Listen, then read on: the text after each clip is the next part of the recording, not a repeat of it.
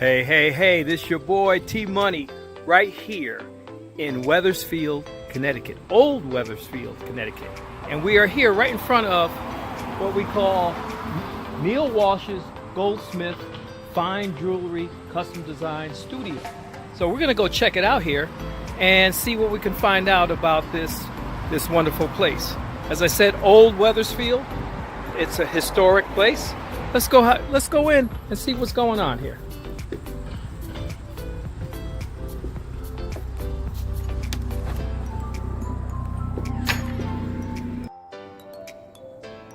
Wow, look at this. Oh, this is beautiful. Look at the jewelry.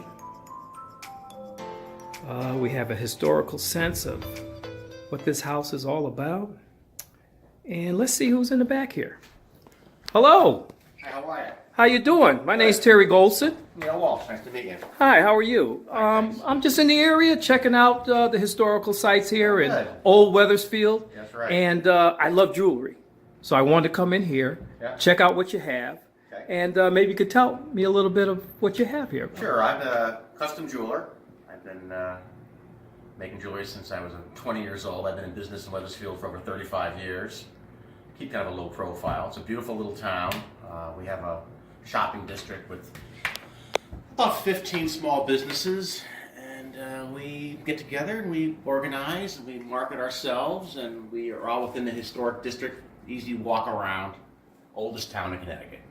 Oldest town in Connecticut. We'll argue with Windsor about that, but I think that the three oldest towns in Connecticut are Hartford, Windsor, and Weathersfield. All right, so it's a pleasure to be Fair, here. That's fair. It's fantastic. So, right. what can you tell us a little bit about the house? House built around 1790. They don't know exactly, but by the time it was built, it was a center chimney colonial. It was kind of an archaic, old-fashioned design in 1790. By the federal period, the architecture changed a bit, and they were typically putting end fireplaces on houses. So we're kind of an old-fashioned sort of a style of house, but it stays pretty original. It's all peg construction. And I think whether it's right in the historic district, so I think Weathersfield has the greatest concentration of houses from before 1850 than anywhere in Connecticut, certainly. But All right. So tell me something. Tell me something. Now, you do jewelry and you also do restoration of paintings, or? I do not, but I represent this artist here, Sandra Joaquin, who's a fine artist, and she has been repping her for many years, and she does restoration and custom portraiture and things of that nature as well. All right. All right, Mr. Walsh, is there something that you would like to show me that you have here, some of the things that you've done or made yourself, or even the things that you're selling here? You know, when I first started out, I was a college student. I was working in the student union at Christmas time, selling products to students and teachers, mostly very simple silver designs that you'd see at craft fairs back in the 70s, let's say. But Okay. I kind of branched out over time, and I developed some other skills as well. So in here, there's a lot of stuff in here that, for example, here's a piece we're in the process of working on, and it's a sterling silver orchid, and this is being done for a garden club in town beautiful. as a presentation. We still have to put the pearls and things which go into the center of it, but this is the start of it. And this is all hand constructed and hammered out on sheets of silver. Wow, that's and nice. wire. But I do a lot of custom work for individuals. Weathersfield's known for its onions, so here's a little onion piece I'm designing for I put it right down there to get a better picture going. Can you tell me something about this piece right here? Yeah, the Historic Society in town. This is a copy of the original building up the street from here, and that was originally the high school and the grammar school. The upper floor was the high school. It had a population of maybe 1,500 total people back in 1880. So that is a copy of that, and I make that up and I use it for presentation pieces for when an officer might retire, and this is given as a piece, as a commemorative piece usually. That's nice. But and you'll see, like this is a larger version of the onion. Weathersfield was known for its onions back in the 18th century, and this is an example of that. They use it. It's specifically Weathersfield. I'll show you in here.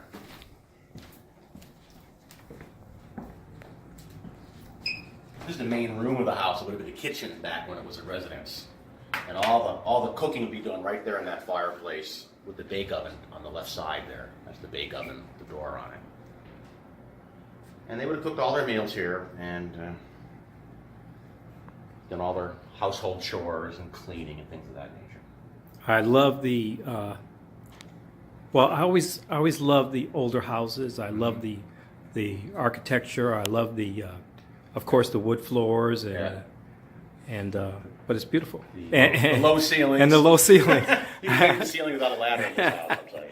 This is actually pretty high for some houses. Yeah. But this is an example of a piece I made for the Historical Society. This one here, it's called the Blinn pin. Peter Blinn was a furniture maker in the 1600s, and he was considered in the Puritan era. And the New Haven Historical Society has a chest by Peter Blinn, as well as Athenaeum in Hartford. But it's unusual because the Puritans were not known to be embellishers or designers of any kind of note. They kept things kind of plain, like the Shakers. But in this case, he developed this design that you'll see sometimes in arts and crafts, architecture, at the peaks of houses, and they typically call it a sunflower today. But when he was designing this in 1680, he thought of it as a marigold. So we call it the marigold. I do that as a piece.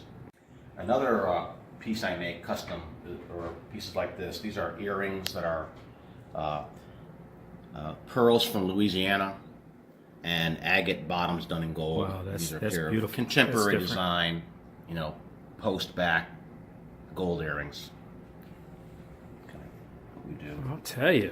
Occasionally we'll do a piece like this, which is the method by which some rings are made. Here, the gemstone is an opalized agate, and I carved the wax model out of a block of wax for a man's ring.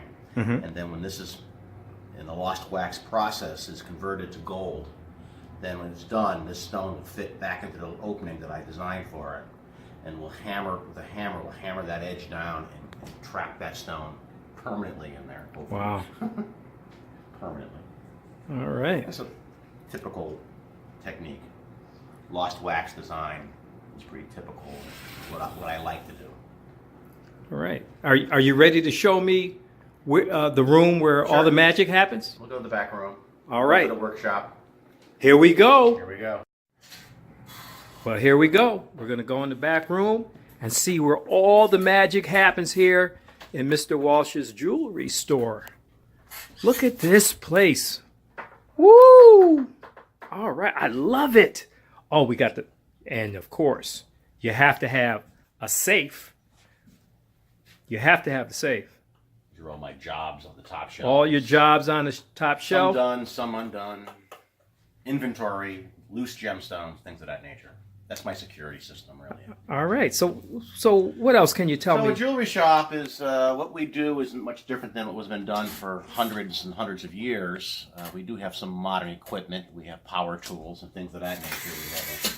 We have the flexible shaft, which has a rotating file on it sometimes that you can little button. But what I like to do, and there's a variety of tools and tweezers and pliers and saws and polishing equipment and so forth. Almost all the jewelry shops are pretty much the same.